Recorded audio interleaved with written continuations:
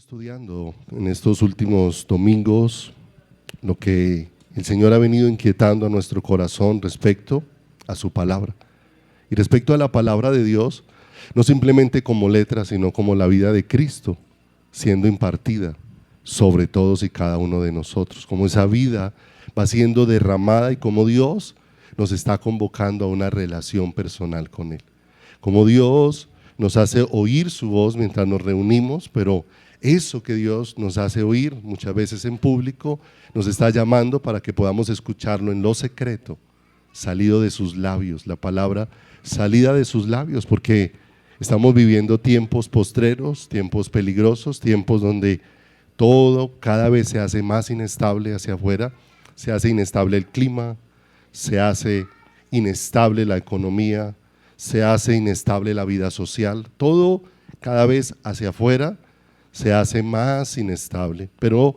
nosotros no dependemos de lo que sucede afuera, dependemos de quién es nuestro Dios, que nos sostiene y nos sustenta de una manera especial. Y tenemos que estar anclados, no en lo que ven nuestros ojos afuera, sino en lo que ha escuchado nuestro corazón de Dios mismo. El Señor le dijo a sus discípulos que montaran a una barca y se veían al otro lado. Y cuando el Señor dijo esa palabra a los discípulos, ellos emprendieron el viaje, y un viaje que era de corta duración se volvió un viaje muy largo en el camino. Se levantó una fuerte tormenta, y para los marineros una fuerte tormenta muchas veces significaba deshacerse de la carga, deshacerse de provisiones, deshacerse de los enseres, porque eso significaba que estaban luchando para que la barca no se hundiera. Pero no importa cuán duro la tormenta golpeara, ellos iban con una palabra del Señor. El Señor les había dicho, nos vemos al otro lado. Independiente de lo que se viera, se iba a cumplir lo que Dios había dispuesto y lo que Dios había manifestado, de manera que nosotros no caminamos por vista, sino por fe. Y por eso necesitamos ser un pueblo que escuche al Señor, que escuche la voz de Dios. Y para eso necesitamos ir a lo íntimo, ir a lo secreto, ir allí donde Dios nos permita ir creciendo e ir siendo ejercitados en aprender a oír la voz del Señor. Y donde aprendamos a pasar tiempo en la presencia de Dios, donde nuestro corazón se aquiete en su presencia. Si el corazón no se aquieta en su presencia, va a ser muy difícil que nosotros escuchemos al Señor. Y va a ser muy difícil, porque muchas veces no queremos escuchar lo que Dios dice, sino que muchas veces vamos esperando que Dios nos diga la respuesta que ya llevábamos en nuestro corazón. Y muchas veces lo que yo espero no es la forma en como Dios desea responderme, no es la forma en como Dios desea manifestarse sobre nuestras vidas. Los discípulos en un primer viaje con el Señor Jesús en una barca, cuando se levantó la tormenta, ellos aún viendo cómo Jesús había aplacado la tormenta y había quietado el mar, ¿cierto? Se preguntaron quién es este que aún el viento y el mar le obedece, ¿cierto? Pero preguntándose quién hizo esta señal tan extraordinaria, no cayeron postrados y lo adoraron, y estaban viendo un acontecimiento extraordinario. Nosotros no tenemos la capacidad de aquietar ni siquiera cuando se agita el agua en un vaso, toca esperar a que ella se... Y el Señor hizo que se aquietara aquella tormenta.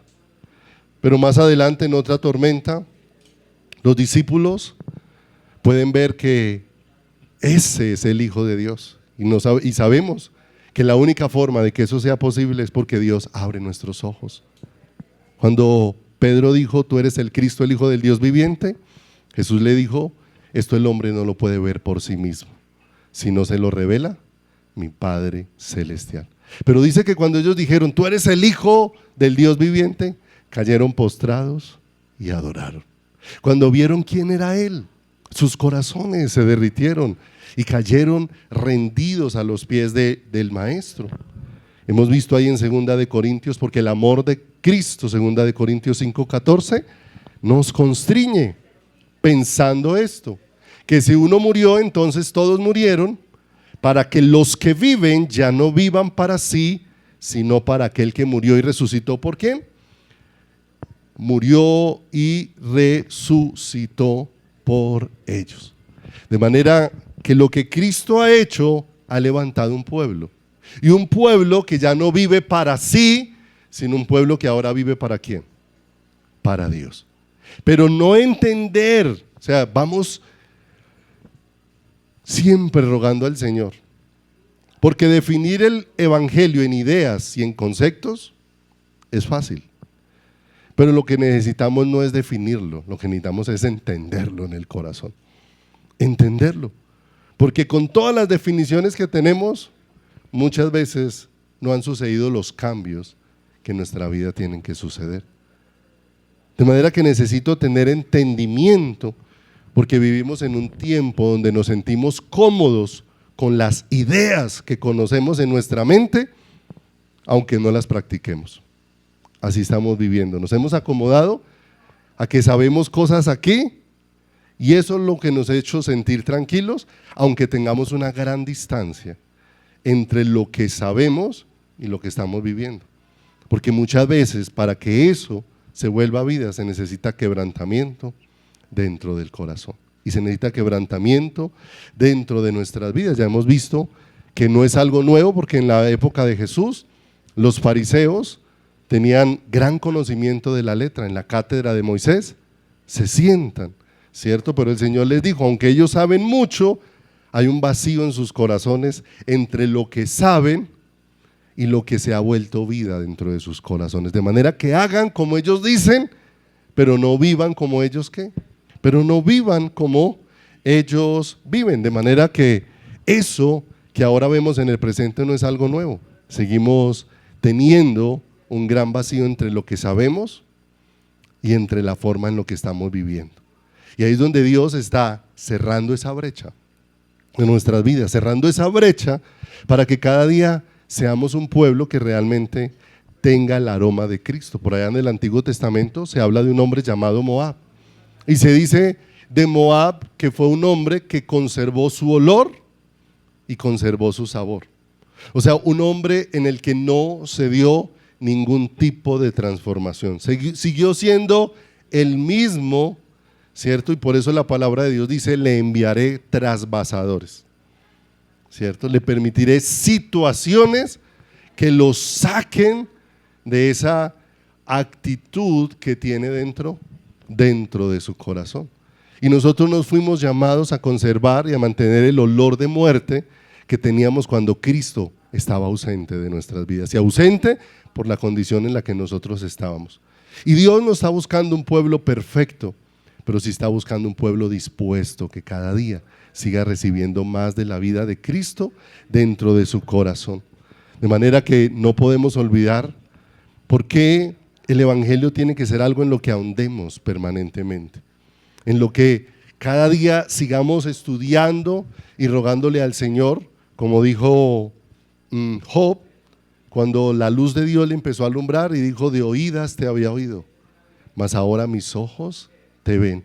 Y ahora le dice, ahora yo te preguntaré y tú me enseñarás. Y en cuanto al evangelio, ¿cuánto tenemos que preguntarle al Señor?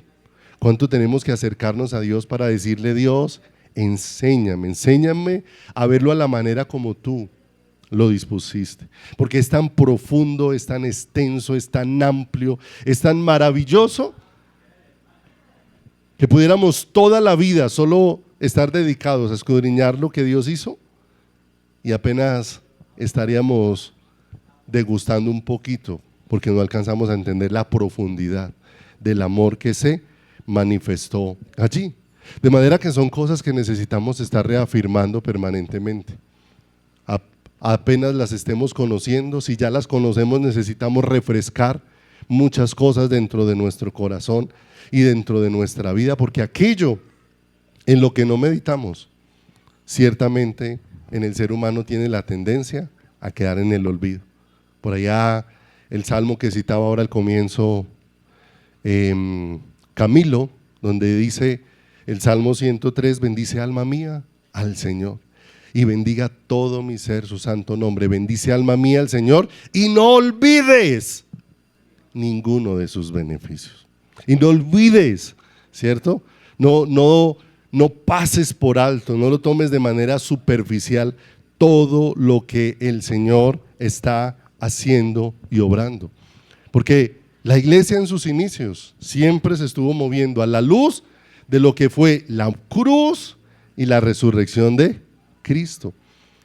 Sobre esos dos como portalibros eran sobre los que se estaba moviendo la iglesia, recordando lo que Cristo había hecho al morir, pero lo que significaba ahora para ellos que Cristo hubiese resucitado, que Cristo ahora estuviese vivo. Primera de Corintios, en el capítulo número 15, versículo número 1 al 4. Recordemos esto.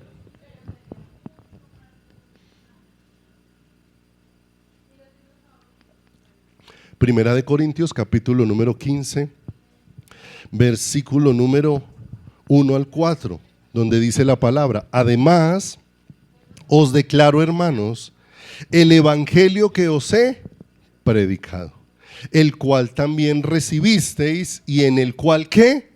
Perseveráis, ¿cierto? No es algo que quedó, no es algo que me compartieron en un momento y quedó atrás, no, es un presente continuo para nuestras vidas. Por el cual asimismo, si retenéis la palabra que os he predicado, sois salvos, si no creísteis en vano. Verso 3. Porque primeramente os he enseñado lo que asimismo recibí, que Cristo murió por nuestros pecados conforme a las Escrituras, y que fue sepultado y resucitó al tercer día conforme ¿a quién? Conforme a las Escrituras. Mis amados, ¿por qué tenemos que regresar a todo esto? Porque hoy tenemos una iglesia que está más motivada en su corazón por la añadidura que por manifestar el carácter de Cristo. Más motivada por cómo Dios me bendice, por cómo Dios me da, por cómo Dios hace en mis circunstancias, pero no en cómo Dios obra dentro de mi corazón. Por eso tantas veces estamos ahí sentados y estamos perdiéndonos de escuchar al Señor, porque muchas veces estamos pensando que se nos está narrando una historia con la que yo no tengo que ver, y muchas veces no me veo involucrado en la historia, ¿cierto? Esta semana hacíamos un ejercicio con los servidores con una porción de la Escritura, y el ejercicio era para explicarles que muchas veces nosotros no queremos oír lo que Dios quiere decir, sino que nosotros queremos es dar una opinión. Y tomamos una porción donde el salmista hablaba de que Dios le diera sabiduría para refrenar su lengua delante del impío, de que él pudiera hablar con sabiduría.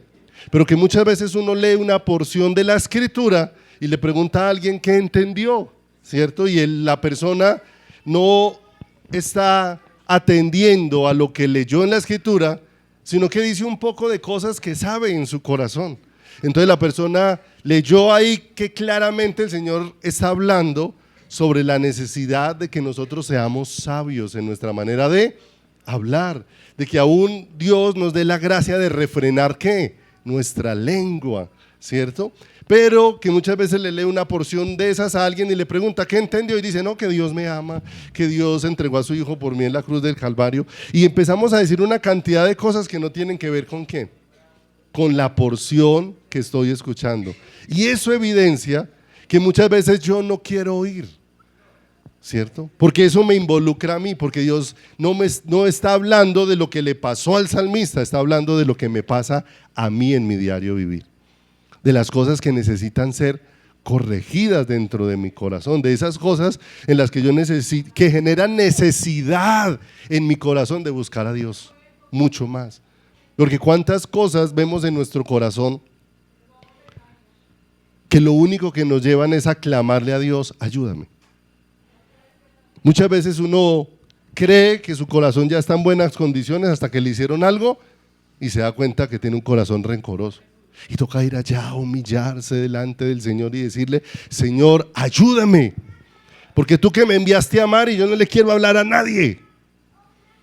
Que tú que me enviaste, oh Dios de los cielos, a expresar tu amor y tu corazón. Y muchas veces yo estoy haciendo todo lo contrario, expresando rechazo, expresando una cantidad de cosas. Y todo eso me lleva a humillarme delante de Dios, a poderle decir al Señor a cada momento: Señor, cuánto te necesito. Si tú no obras, Señor, en mi vida, ¿cómo puedo llegar yo a obrar? Dios con su palabra va desnudando todo lo que yo soy, para que yo me dé cuenta que yo necesito estar en contacto con ¿quién?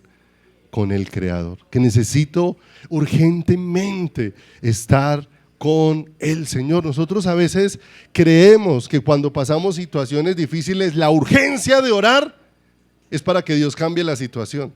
Y muchas veces la urgencia de orar no es tanto porque Dios cambie la situación, sino porque Dios cambie mi corazón en medio de esa situación. Para que yo aprenda a esperar, para que yo aprenda a aceptar lo que Dios ha dispuesto para nuestras vidas. Qué fácil es decir: en las manos de Dios están nuestros tiempos. ¿Y los tiempos de Dios son qué? Perfectos.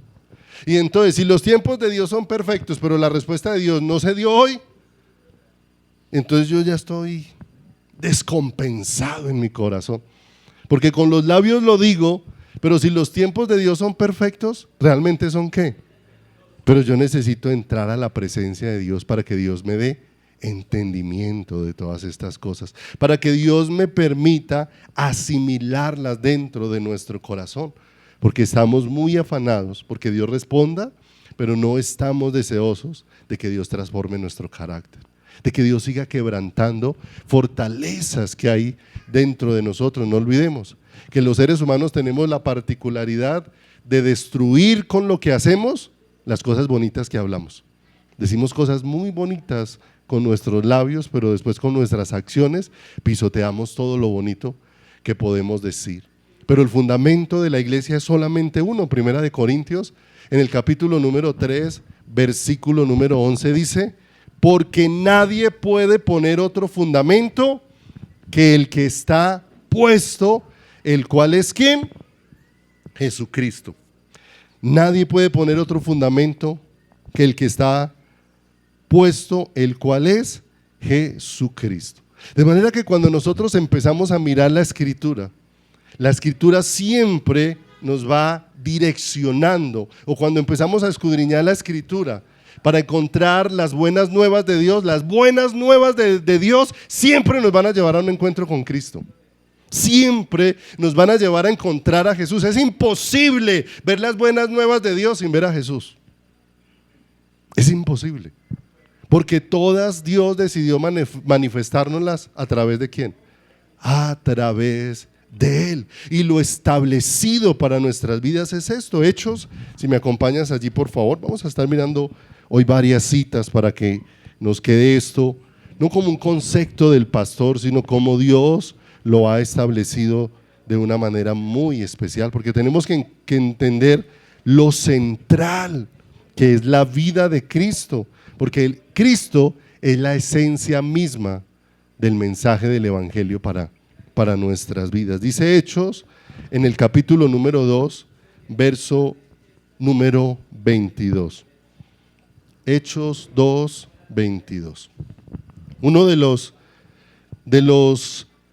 las palabras dadas después de la resurrección del Señor Jesús, y dice el verso 22: varones israelitas, oíd estas palabras. Jesús Nazareno, varón aprobado por Dios entre vosotros con las maravillas, prodigios y señales que Dios hizo entre vosotros por medio de él. Como vosotros mismos sabéis, a este, entregado por el determinado consejo y anticipado conocimiento de Dios, prendisteis y matasteis por manos de inicuos, crucificándole, al cual Dios levantó, suelto los dolores de la muerte, por cuanto era imposible que fuera retenido. ¿Por quién? Que fuera retenido por ella. Y aquí no solamente vemos la vida de Cristo, sino lo que Cristo vino a hacer en favor nuestro. Lo que Cristo vino a hacer en favor de nuestras vidas. Y ahora el apóstol Pedro les está llevando a pensar en su corazón. De que no era simplemente lo que sucedió en la cruz del Calvario, sino que en la cruz del Calvario, como dice aquí, sueltos los dolores de la muerte, por cuanto era imposible que fuese retenido por ella. Está hablando de la victoria obtenida por Cristo Jesús. ¿Dónde? En la cruz del Calvario. De cómo Él venció de una manera extraordinaria. Y si pasa ahí adelantico al verso número 32. Ahí adelantico, verso número 32. A este Jesús resucitó Dios, de lo cual todos nosotros somos testigos. Así que exaltado por la diestra de Dios y habiendo recibido del Padre la promesa del Espíritu Santo, ha derramado esto que vosotros veis y oís. Porque David no subió a los cielos, pero él mismo dice: dijo el Señor a mi Señor, siéntate a mi diestra hasta que ponga a tus enemigos por estrado de tus pies. Sepa pues, ciertísimamente toda la casa de Israel, que a este Jesús, a quien vosotros crucificasteis, Dios le ha hecho Señor y Cristo. Mira lo hermoso. De manera que todo esto que está siendo expresado aquí es algo que no podemos tomar a la ligera. Es algo que necesitamos ahondarlo en comunión con el Señor. Porque la Escritura misma da testimonio de que Él es el Señor, el Cristo que es el Salvador. Es el Señor de nuestras vidas. Y por eso les decía, ¿quién es la fuente primaria para nosotros correr y aprender? Sino Dios mismo. Ahora yo te preguntaré qué, y tú me enseñarás. Ahora yo te preguntaré. El Señor dice: si alguno está falto de sabiduría, pídale a Dios, el cual da sin medida. A veces la gente cree que la sabiduría fue dispuesta simplemente para un predicador que pueda estar al frente de un grupo. No, Dios dispuso revestirnos a todos y cada uno de nosotros con sabiduría para que le conozcamos, para que podamos percibir por medio de su Espíritu las cosas maravillosas de Dios. Romanos 11:33 expresa algo maravilloso cuando dice el apóstol Pablo: oh profundidad de las riquezas, de la sabiduría y de la ciencia de Dios. Él está con una admiración impresionante al ver todo lo que ha ido entendiendo de la salvación, todo lo que ha ido alumbrando su corazón acerca de cómo Dios nos ha manifestado su amor. Necesitamos rogar al Señor que vuelva a ser sensibles nuestros corazones. Alguna vez una persona estaba viendo la película de Jesús, que se llama La Pasión de Cristo, y esta persona miraba esa película y decía: qué pesar, pobrecito, todo lo que le pasó, ¿cierto? De manera que ella, después de haber visto todo lo que había sido narrado allí de la vida de Cristo, el único concepto, la única conclusión que ella sacó fue: pobrecito. Sin la luz de Dios no vamos a entender que la conclusión nuestra no debería de ser esa. La conclusión nuestra debería de ser caer maravillados. ¿Cómo a Dios se le pudo ocurrir semejante plan de salvación tan extraordinario? En la mente nuestra, ¿qué? No cabe, es inaceptable. Y es más, nosotros hablamos de la salvación de Cristo y aún tenemos restricciones de a quienes Dios puede salvar, porque no lo entendemos en nuestro corazón.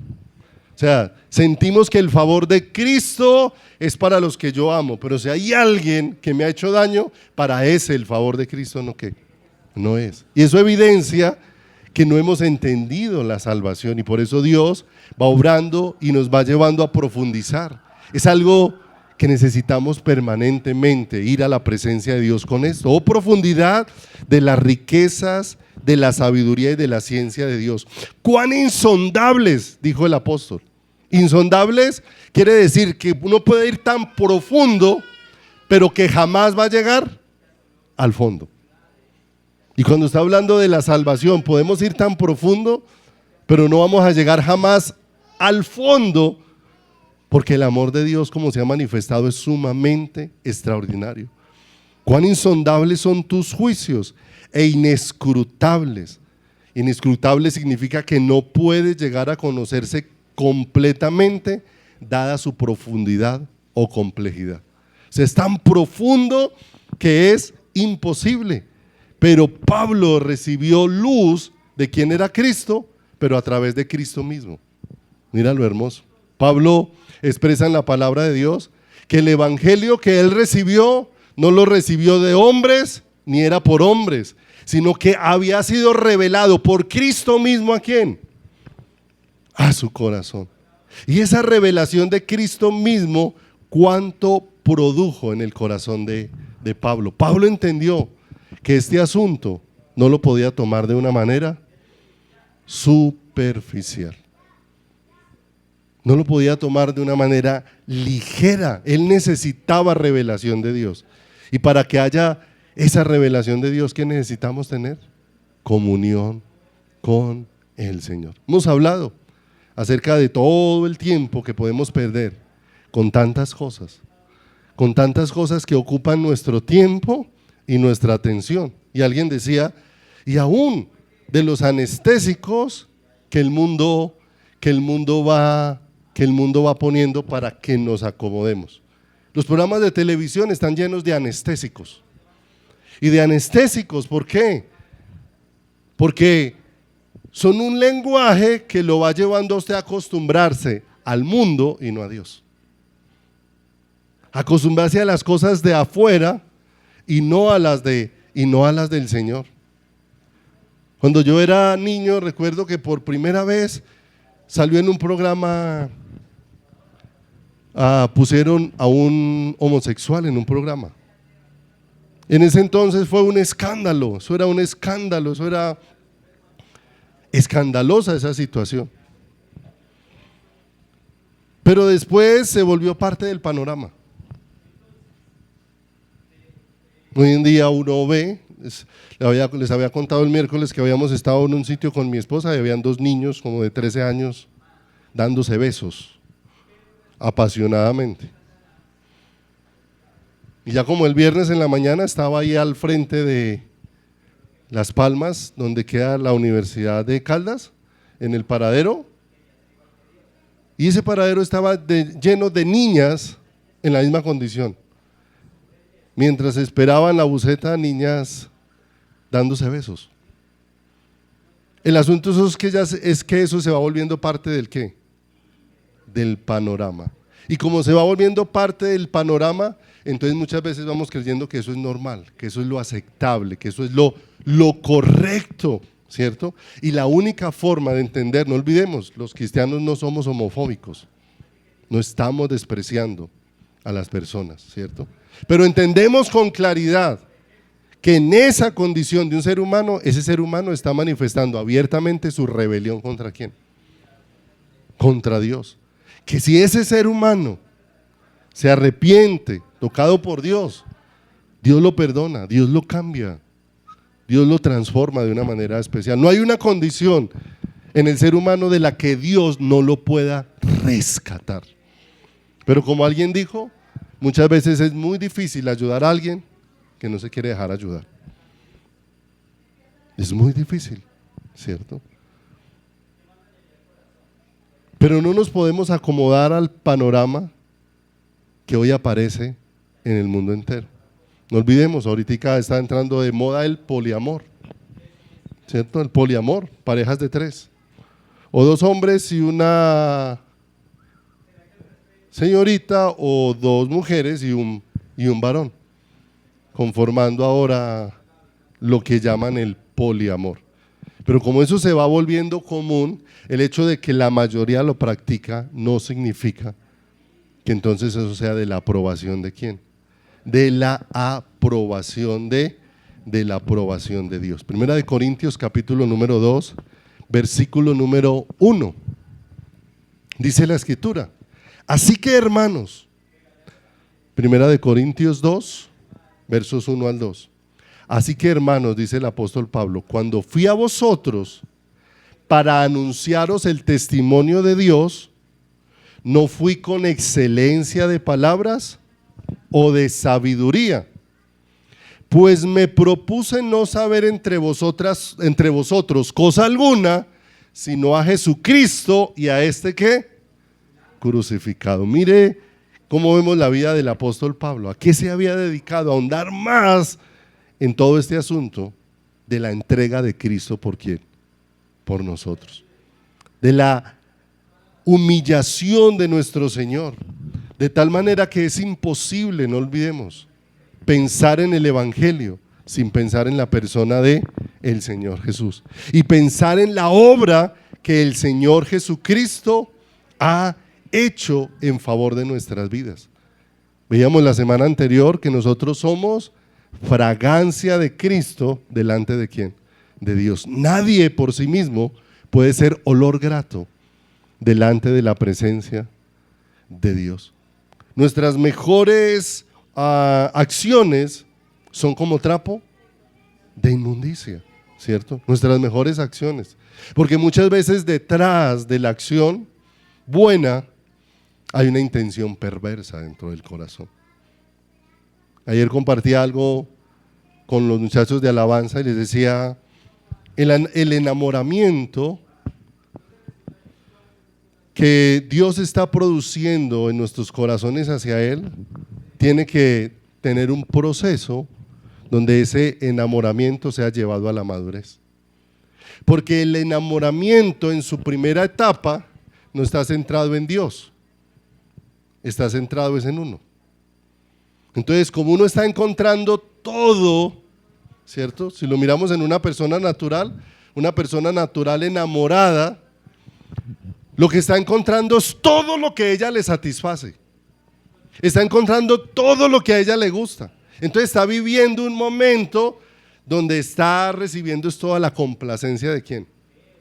Pero a muchos se les acaba el enamoramiento cuando llega el proceso de verdaderamente amar. Porque amar es cuando dejas de estar centrado en ti mismo para empezar a beneficiar al otro, ¿cierto? Y a muchos cuando llega el proceso de empezar a quebrantar y a cambiar, entonces sienten que se les acabó el enamoramiento, porque sienten que dejaron de ser el centro en la relación. Y muchas veces nos hemos sentido muy amados por Dios en esa etapa inicial, porque veíamos cómo Dios nos estaba respondiendo, cómo Dios nos estaba amando, pero llega el momento donde Dios va a ir obrando para llevarnos a todos a un crecimiento espiritual en nuestras vidas. Y es donde llega el momento de empezar a cambiar muchas cosas en nuestro corazón. Y los cambios que va produciendo el amor en ¿quién? En nuestras vidas. Donde ya aparece la vida de renuncia. Donde ya aparece, mire que para dos que son novios, la vida es una felicidad absoluta, porque cada uno está en su propia casa y no tiene responsabilidades. Pero cuando ya forman un hogar y se casan y están dentro de una casa y cada uno empieza a darse cuenta, hablaba con alguien y me decía, lo más duro que se me ha hecho de estar casado, era una damita, lo más duro que se me ha hecho de estar casado es tener que levantarme a hacerle la comida a mi esposo, decía ella. Es lo más duro. O sea, llegar de la calle, de trabajar, y ella decía, y mi esposo me ayuda mucho, pero llegar de trabajar, o sea, lo que más duro, y he pensado que por esa sola razón, si yo hubiera sabido esto, no me había casado, me decía esa personita. Y entonces yo le preguntaba, ¿y por qué? Y dijo, no, porque es que cuando yo era novia de él era muy diferente, porque yo llegaba a mi casa y mi mamá me tenía la comidita. Yo llegaba a la casa y mi mamá me tenía la ropa organizadita. Y ahora que me casé, me toca es tener la ropa organizada. Entonces fíjense cómo, no es que haya cambiado el enamoramiento, lo que pasa es que llegó el momento de madurar, de crecer y darse cuenta que el enamoramiento no es estar centrado en sí mismo. Que el verdadero amor significa cuando llega el momento de empezar a honrar. Y el verdadero amor en el cristiano es cuando llega el momento de empezar a honrar a Dios en nuestra vida. A honrar a Dios en nuestro caminar. Hoy juzgamos mucho. Todos los que viven para su propia gloria, ¿cierto? Señalamos a los gobernantes porque ellos viven para sus propios beneficios, hacen leyes para sus propios... Bueno, señalamos a la gente del mundo que vive para sus propias cosas. A veces señalamos a un gente dentro de la misma iglesia cristiana para decir, no, es que hay pastores que viven para sí mismos, para construir su propio reino, para cumplir sus propios, ¿qué? Sueños. Y la pregunta es, ¿para quién vives tú? Porque a veces nos es fácil ver para quién está viviendo todo el mundo, pero muchas veces no nos damos cuenta que nosotros como creyentes no estamos viviendo para Dios, sino para nosotros mismos. Y tenemos que ser sacudidos de esa ¿qué? De esa falta de realidad en la vida cristiana. Porque hemos leído, para nosotros el vivir debe de ser ¿quién? Cristo. Pero eso no es un versículo para recitar, es una realidad a la que Dios nos ha llamado a ¿qué? Nos ha llamado a caminar. Hablaba con una mujer, también esposa, y me decía, pastor, a mí me gusta todo lo que dice la Biblia menos una cosa. ¿Qué no le gusta? Dijo, no me gusta esa porción donde dice que la mujer se someta al varón. Ay, sí, no me gusta. ¿Sí o no? ¿Por qué Dios tendría que dejar eso? ¿Cierto? ¿Y por qué? Y con una seria lucha en su corazón. Y Dios me permitía compartirle.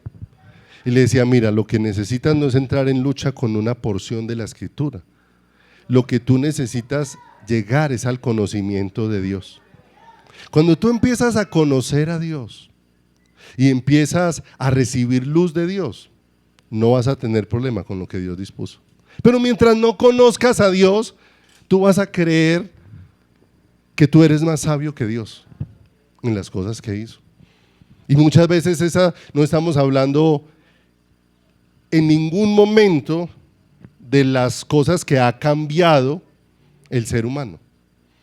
Porque igual aún he hablado y he tenido la oportunidad de compartir muchas veces con aún parejas de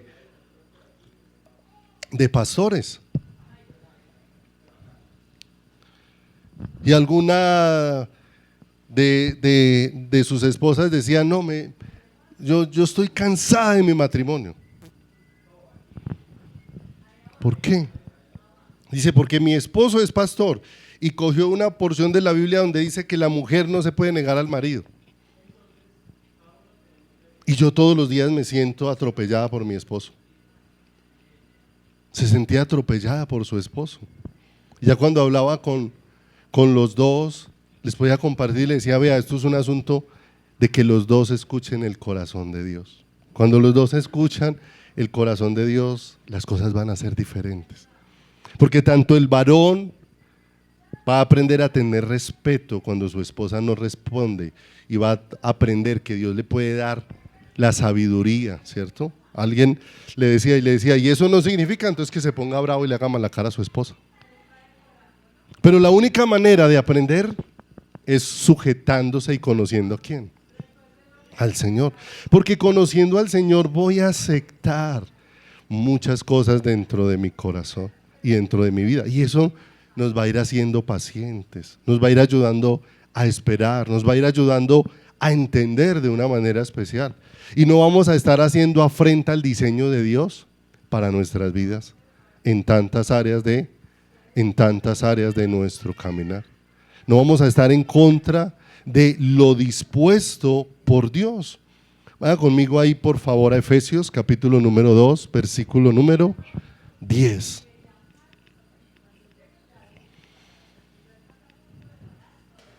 Dios nos ha hecho un olor grato de Cristo. Y no olvidemos que el perfume lo que hace es manifestar la fragancia del perfumista, ¿cierto? Había algo en la mente del perfumista, algo en el corazón del perfumista, y lo puso en ese perfume para que ese perfume lo manifestara.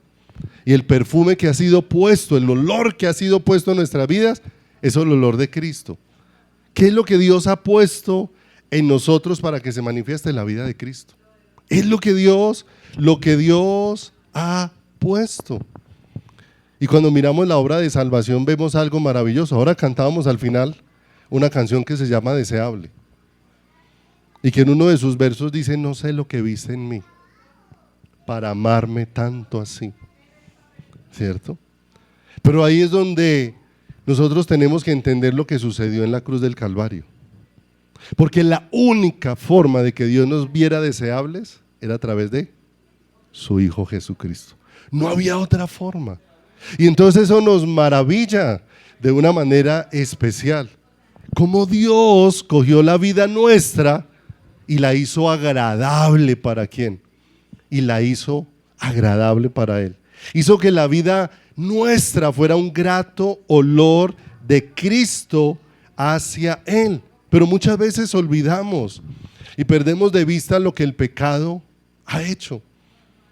Porque no olvidemos, aún la iglesia nos hemos acostumbrado a vivir en pecado y haciendo lo que ofende a Dios, porque nosotros pensamos que pecar es romper una regla, que pecar es faltar a un mandamiento. Pocas veces pensamos que pecar es hacer una afrenta a Dios mismo. Y el Señor no pasa el pecado por alto. No pasa el Señor el pecado por alto, que por eso expulsó a Adán y a Eva del huerto del Edén. Tan no pasa el pecado por alto, que por eso Sodoma y Gomorra quedaron hechas ceniza. No pasa por alto el pecado aún de su pueblo, que por eso lo entregó a cautiverio.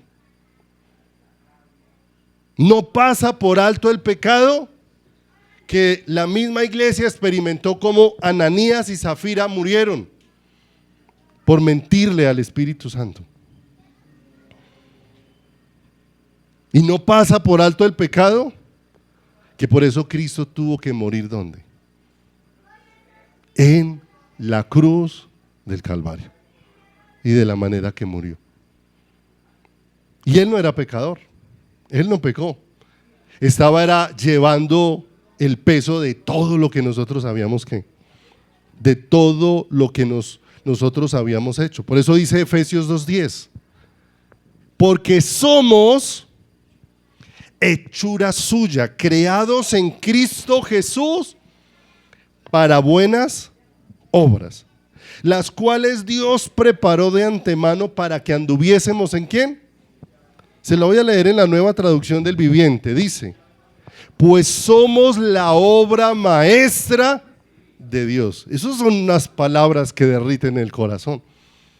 Que uno se mire con todas las imperfecciones que uno tiene, que uno pueda escuchar esto de parte del Señor, que somos la obra maestra de ¿quién? Pero dice cómo lo hizo el Señor.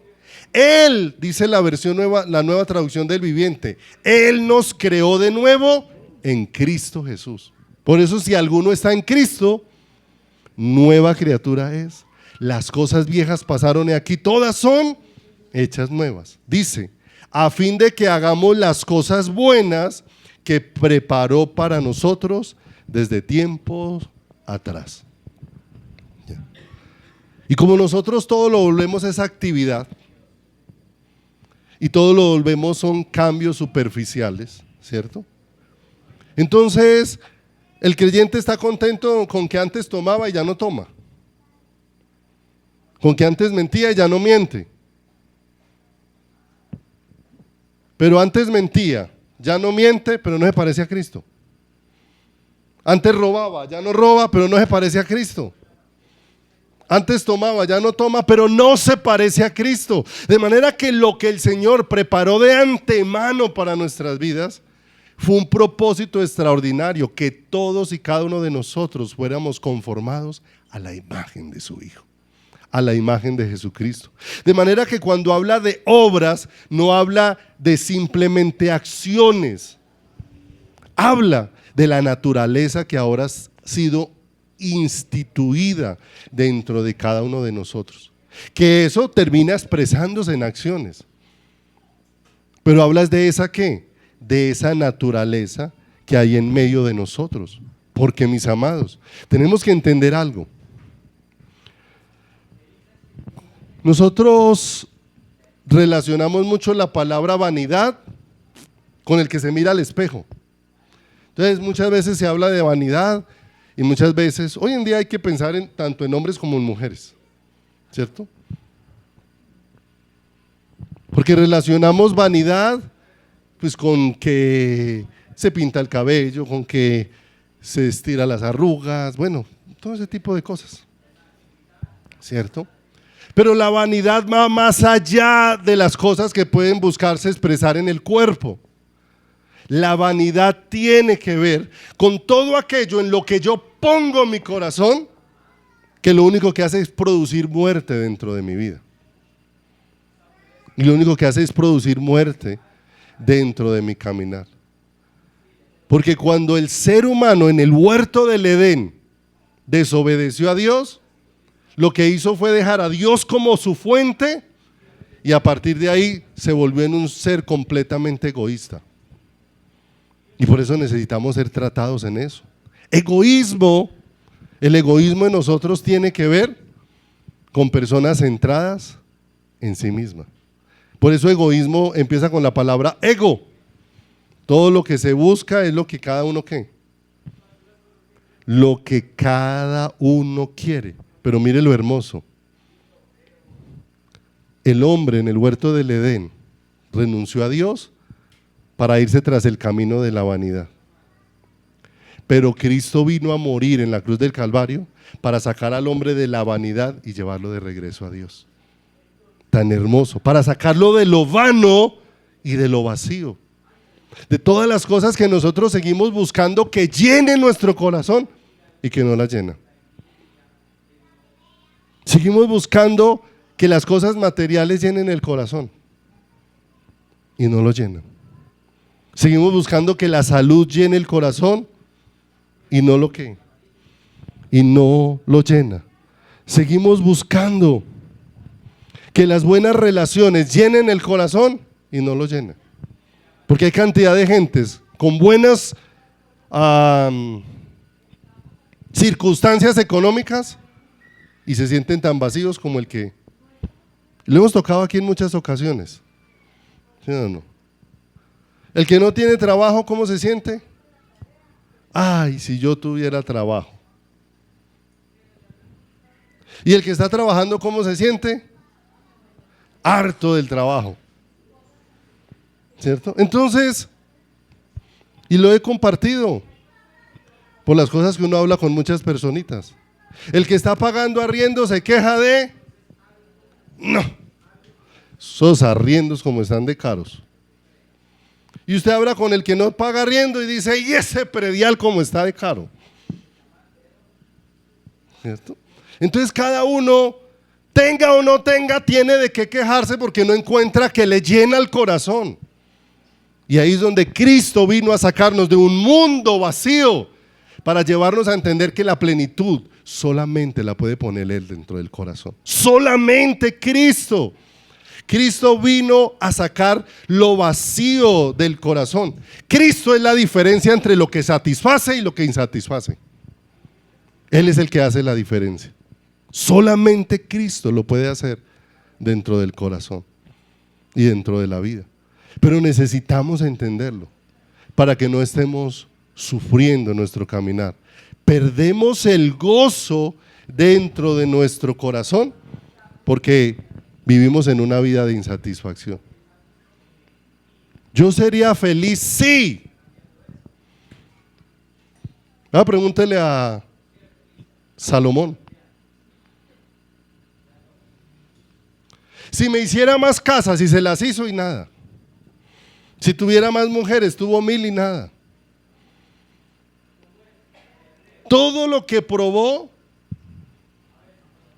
llegó a la conclusión que eso no era de ningún provecho para su corazón. No era de ningún provecho para su vida.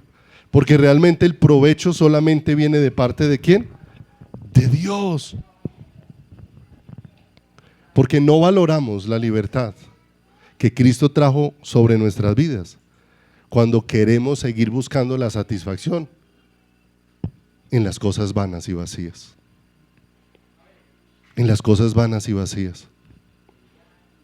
Hoy estamos enfrentando crisis y el mayor problema que se está generando en la salud es mental. El mayor crecimiento. La cantidad de gente que uno escucha que sufre de depresión, ¿cierto? De depresión. Pero encontramos que es que a esa persona que va llegando a esa condición no lo satisface nada. No lo satisface levantarse, bañarse, trabajar, nada. Nada lo motiva, ¿cierto?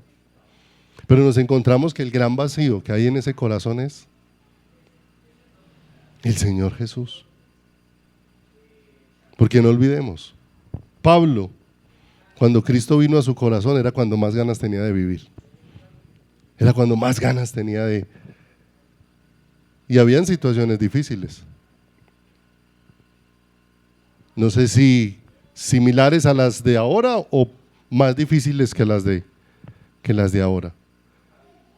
Pero él pudo decir, todo lo puedo en Cristo que me fortalece. La fortaleza para su corazón viene de parte de el Señor de una manera especial. ¿Qué provee el Evangelio para nuestras vidas? Es poder de Dios. Poder de Dios no solamente para rescatarnos del pecado, sino poder de Dios para transformarnos en toda nuestra manera de vivir.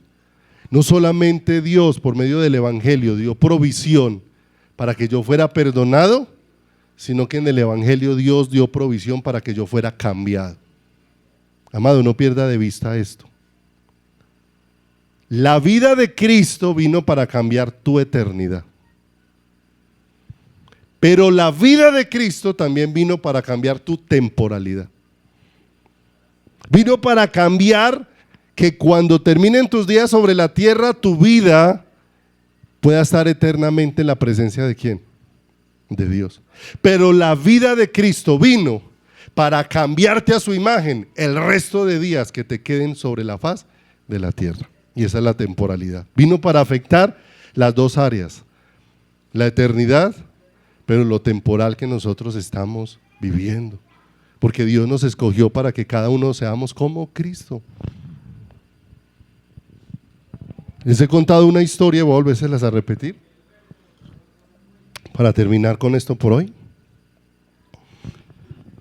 Que alguna vez leí y no sé, la historia tiene algo de ficticio, pero tiene mucho de verdad. Porque la historia narraba de un hombre que tenía un cerdito. Nosotros vemos que hoy en día, dentro de las mascotas, ya hay gente que tiene lo que llaman los mini pig. Sus cerditos miniatura, ¿cierto? Y los tienen. Pero esta personita que tenía este cerdito se sentía muy triste con su cerdito. Porque lo llevaba ya a la veterinaria para que lo bañaran, le pusieran moñitos, le cortaran las uñas, lo organizaran bien bonito, le perfumaran el cerdito y pagaba para eso. Y salía contento con su cerdito al parque. Y apenas soltaba el cerdito en el parque, en el primer charco que el cerdito viera, allá caía. ¿Cuál es la naturaleza del cerdo? Revolcarse en el lodo. Él estaba muy triste porque quería mucho a su cerdito. Y apareció un veterinario que le dijo, yo le puedo cambiar su cerdito por una oveja. Y se lo llevó. No sabemos cuánto le cobró, pero pasados unos días se lo trajo y era una oveja. Él se fue feliz, mandó bañar la ovejita, le mandó poner moños, la mandó perfumar y salió muy orgulloso con su ovejita por todo el parque. Cuando soltó la ovejita salió corriendo y aterrizó en el barrizal y empezó a revolcarse. Él se puso muy triste y se fue a hacerle el reclamo al veterinario. ¿Qué pasó? Si yo le entregué un cerdito y usted me devolvió una oveja. El veterinario con una sonrisa le dijo: sí, yo lo único que hice fue cambiarle la apariencia al cerdito. Por fuera se ve como oveja, pero por dentro sigue siendo cerdito, ¿cierto? Le pudo cambiar la apariencia, pero no le pudo cambiar la naturaleza. Amado, la salvación no es un cambio de apariencia. No es que te veas como oveja para que salgas a revolcarte en el lodo del pecado. Eso no es la salvación. La salvación que Dios ha traído es un cambio de naturaleza en nuestras vidas. Teníamos una naturaleza de muerte, pero ahora ha venido la naturaleza de Dios. ¿Sobre quién? Sobre nuestras vidas. Por eso no es posible que tú estés en Cristo y no se esté dando un proceso donde te estés pareciendo a Cristo. Ese proceso es necesario en la vida del creyente, porque ha habido un cambio de naturaleza. Claro que es algo progresivo, claro que es algo en lo que Dios va obrando, ¿cierto? El asunto es que es muy extraño que después de 40 años de cristiano no se le vea. Eso es lo extraño. Lo extraño es que después de tanto tiempo sigas conservando el mismo olor y el mismo sabor, porque somos hechura suya, creados en Cristo Jesús para buenas obras. Y las buenas obras no son acciones, son el carácter de Cristo dentro de nosotros. Y cuando el carácter de Cristo está en nosotros, entonces lo que hacemos honra a ¿quién? Indiscutiblemente va a honrar a Dios. Indiscutiblemente va a honrar al Señor. No es un cambio de apariencia, es un cambio en el corazón. Y si el corazón cambia, mis amados, la vida tiene que cambiar. Vamos a orar.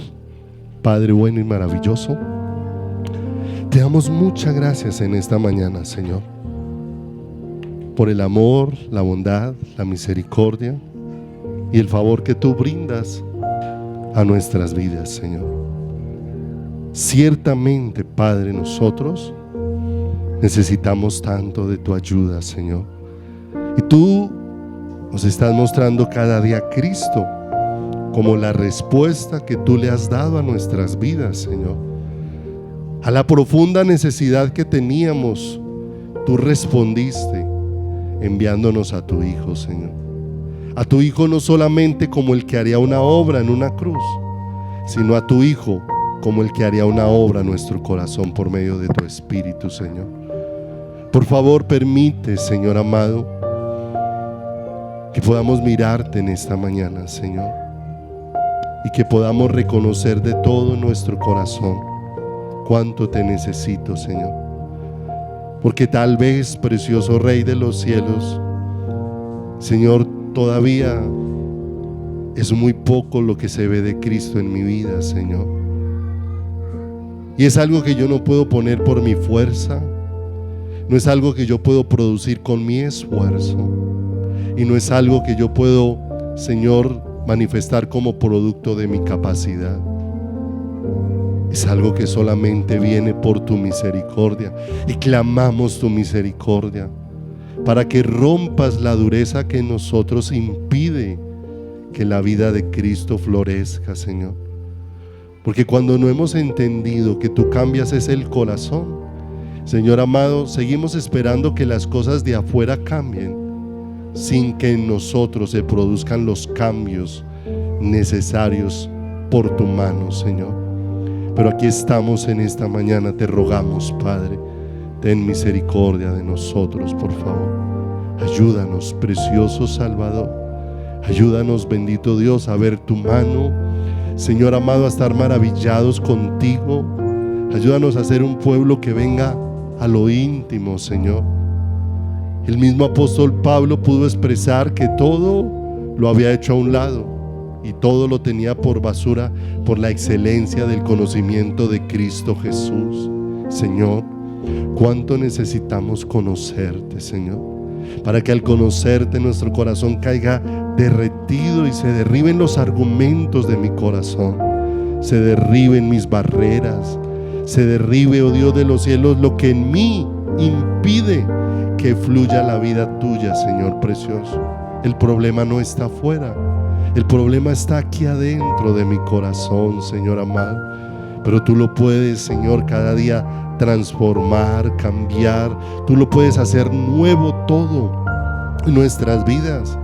Y clamamos, precioso Dios, permítenos estar aferrados a lo que tú has dispuesto, Señor, a lo que tú quieres, precioso Dios, que somos la obra maestra de tus manos, Señor. Y qué glorioso, la primera obra la hiciste moldeando, Dios, la vida de Adán allí con tus propias manos en el huerto del Edén.